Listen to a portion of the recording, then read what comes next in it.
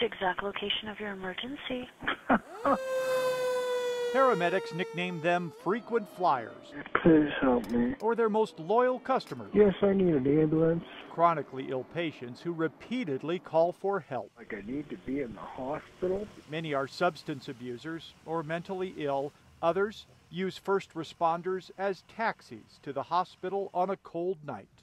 By most accounts, Waylon Mark Whitney is this state's top customer. Mark obsessively stabs himself in the stomach with meat skewers or attempts other kinds of self-mutilation. Then after surgeons fix him up, he does it all over again. They try to put him back together again as best they can. And they've kind of pretty much gotten to the point, though, that they don't know what to do for him anymore. Todd Whitney estimates his brother Mark was in the hospital 6 months of last year at a price tag topping $1 million and rising. It's gotten to the point that he would call like every other week, go back in the hospital again. It just was over and over and over again. Oh, God, I hate this. Waylon Mark Whitney has called 911 so often, most operators don't even have to ask his name. They just know his voice. You like to hurt yourself? I like to open up my belly. So you've done this before? Yeah. A lot, or? Yeah. Yeah. Yeah, and they know it, and it's just a stupid fetish, and I just need help with it. Yeah. I think you do, because you could really hurt yourself bad. Huh? I'm cutting my guts open, yeah. Fox 31 Denver asked the Colorado Springs 911 Center to print out how many separate contacts police, fire, or paramedics have had with Mr. Whitney. I'm getting panicky. 85 calls just last year. His name shows up 204 times in the past 3. Were you trying to kill yourself? Sometimes the code red call is urgent, like when he cuts himself. I love to stab myself in the belly. Other cases are listed as petty crimes, like disturbing the peace at an apartment complex. He's running through our hallways, bleeding all over.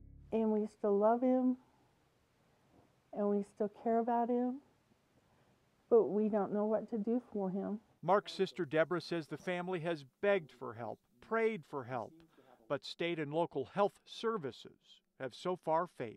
He's going to commit suicide, he's going to self-mutilate, and he's going to die. And if he doesn't die from the mutilation, he's going to die from exposure to the cold as a homeless person.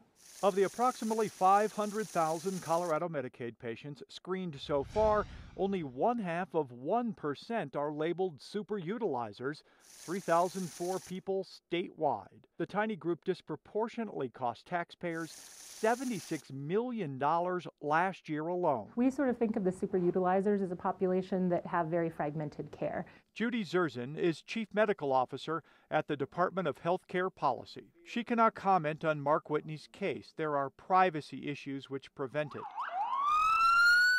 Zerzan says Colorado has recently launched 2 initiatives plus a pilot program to stop superutilizers from falling through the cracks and costing taxpayers 30 times more money than the average Medicaid patient.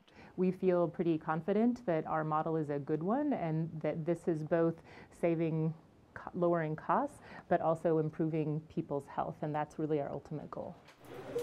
The key to success is pairing superutilizers with medical case managers.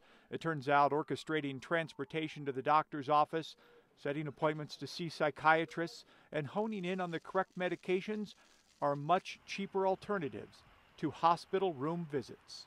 By addressing that and getting them better care, that sort of helped them in using care more appropriately in the right place, the right time, the right setting. Sounds good, but you can understand why Mr. Whitney's family is reluctant to believe the state is coming to the rescue. We were trying to get him to the state hospital. He really needs to be locked down so he can't drink and so he can't stab himself. And then he's the mental health part of it too. You know, we've been trying to do that for a long time now.